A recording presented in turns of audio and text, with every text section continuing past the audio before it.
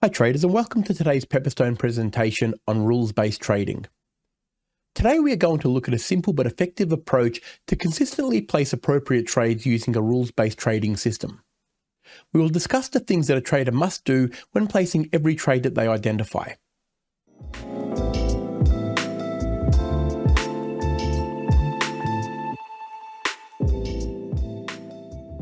The first thing that you must do when you are looking at a trade is identifying a trading opportunity.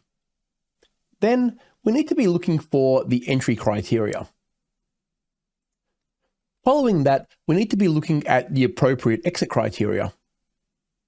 And finally, we need to identify a stop loss. Successful traders treat trading as a business, and as with all businesses, a plan needs to be put in place for all aspects of the process in order for it to be replicable. Today we will outline a simple process for the fundamental steps a trader needs to implement into their trading to make them more consistent. The first thing that a trader needs to do is identify an opportunity. These can come in the form of chart patterns, candlestick patterns, price action, or just support and resistance trading. The example that we can see on the screen is a potential double top with a neckline that is separating the troughs. Another chart pattern example is an inverse head and shoulders, where we can see we've got a head and two shoulders with a neckline separating the shoulders. What a trader needs to do then is identify the entry criteria. The entry criteria for the example that we saw earlier for the double top is a break of the neckline, and this is an opportunity to go short. From the previous example, we had an inverse head and shoulders, and what a trader is waiting for here to enter is a break of price action through the neckline in order to go long. After that, we need the exit criteria. This is a very important part of the trade, and a lot of people fail to actually get the exit right before entering a trade. What we're looking for here is a measurement from the top of the double top down to the neckline. This then is projected out, and as you can see, A equals B, and the profit target, the exit for a double top, is B.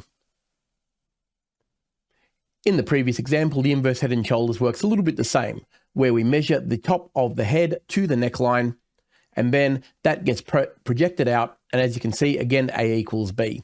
So the profit target is the length from the neckline down to the bottom of the head. The next important part is a stop loss. Again, something that's overlooked quite consistently by traders before they enter a trade. What you need to be doing here in this particular pattern is actually taking the distance again from the top to the neckline and then giving it about 10% above that pattern. So you can see that the stop loss here is 10% above the top peak of the double top.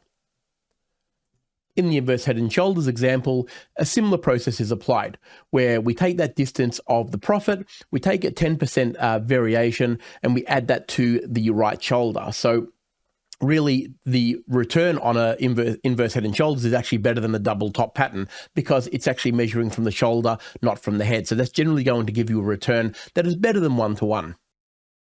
Now, it's very important that a trader carries out these steps prior to actually placing the trade, because identifying the profit, stop loss, and entry criteria is far more important than actually just placing the trade and trying to do them after the fact, because then there's no way that you can actually apply the right risk management and the right contract size without knowing your entry and your exit points.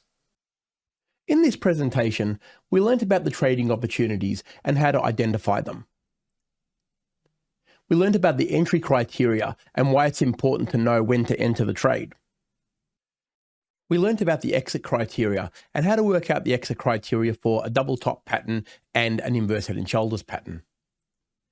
And finally, we learned about the stop loss and how to apply the right stop loss for the double top pattern and the inverse head and shoulders pattern.